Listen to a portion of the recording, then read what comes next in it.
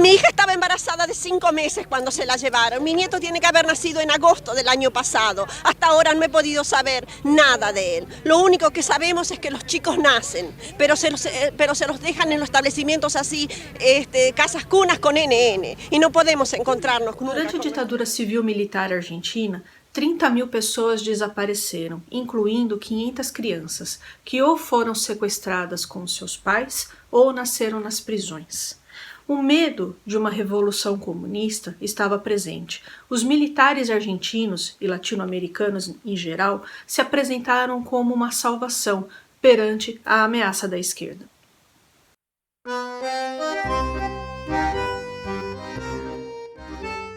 Olá pessoal, tudo bom com vocês? Eu sou Juliane e você está no canal Vai e Veja. Por aqui eu falo a respeito de história e literatura.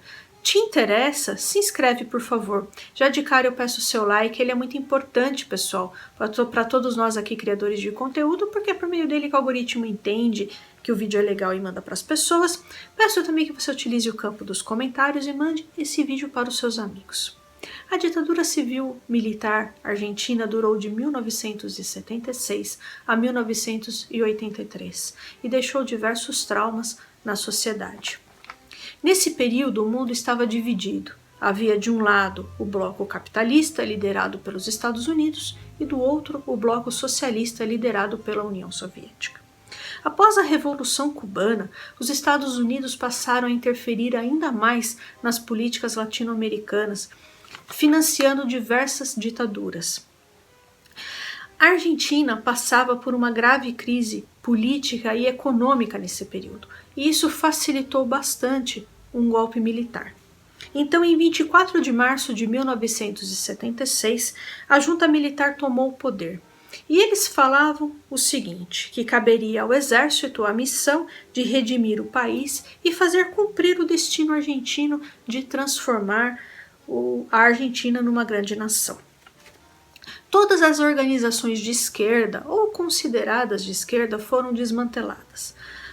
Todos os militantes também de esquerda ou mesmo considerados de esquerda foram presos, torturados e muitos foram assassinados. Nem todos os prisioneiros eram de fato militantes comunistas, queriam fazer uma revolução ou eram guerrilheiros treinados em Cuba. Nem todos. Era a minoria da minoria que tinha esse perfil.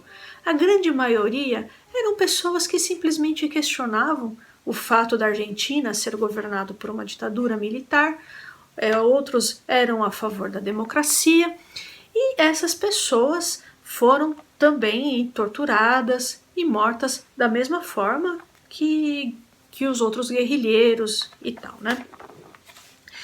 Quando a ditadura argentina caiu, eles descobriram várias valas comuns com diversos desaparecidos políticos. E dentre esses crimes, tem um que nos chama muito a atenção, que foi a adoção de crianças, filhas desses prisioneiros, por militares ou pessoas ligadas a eles.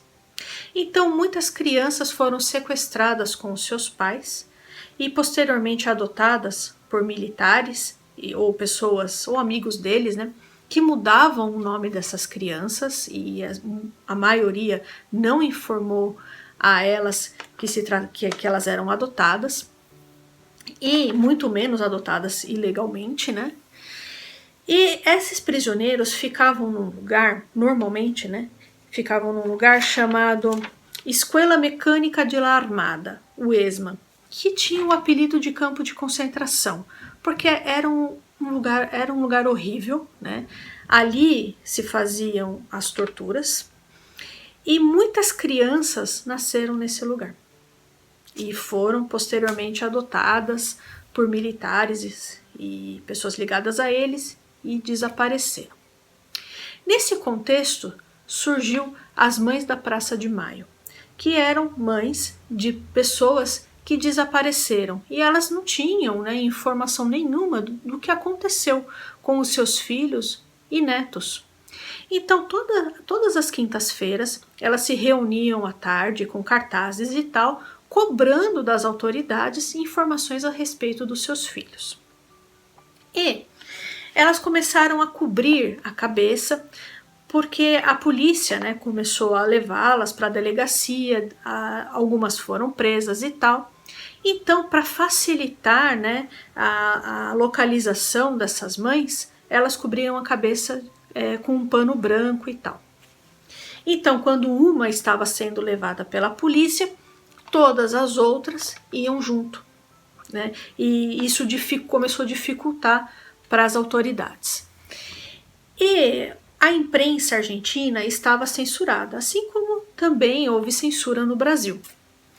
Então as pessoas não sabiam muito bem o que estava acontecendo com esse movimento das Mães da Praça de Maio. Porém, havia correspondentes internacionais que começaram a denunciar os crimes cometidos pela ditadura civil-militar argentina, principalmente o desaparecimento de pessoas. E isso foi um dos motivos que forçou a queda do regime na Argentina. Até hoje, as Mães da Praça de Maio lutam para obter informações a respeito dos seus filhos desaparecidos. Muitas não conseguiram encontrar nenhuma informação que levasse ao corpo dessas pessoas desaparecidas. Também elas lutam para saber onde estão os seus netos, porque muitas também não conseguiram encontrá-los. Há alguns casos bastante interessantes de pessoas que desconfiaram que eram adotadas, filhas adotivas de militares ou amigos, né, de militares e tal, desconfiaram, procuraram as Mães da Praça de Maio, fizeram exame de DNA e, dito e feito, elas eram filhas de desaparecidos desse período. Porém, muitos ainda não foram localizados. Normalmente, quando as Mães da Praça de Maio dão entrevistas, elas sempre batem na mesma tecla para que as novas gerações valorizem e lutem pela democracia. Então, pessoal, eu espero muito que vocês tenham gostado do vídeo de hoje. Peço a sua gentileza novamente para que você não deixe de se inscrever nesse canal, curtir e compartilhar esse vídeo com os seus amigos. Um abraço e até mais.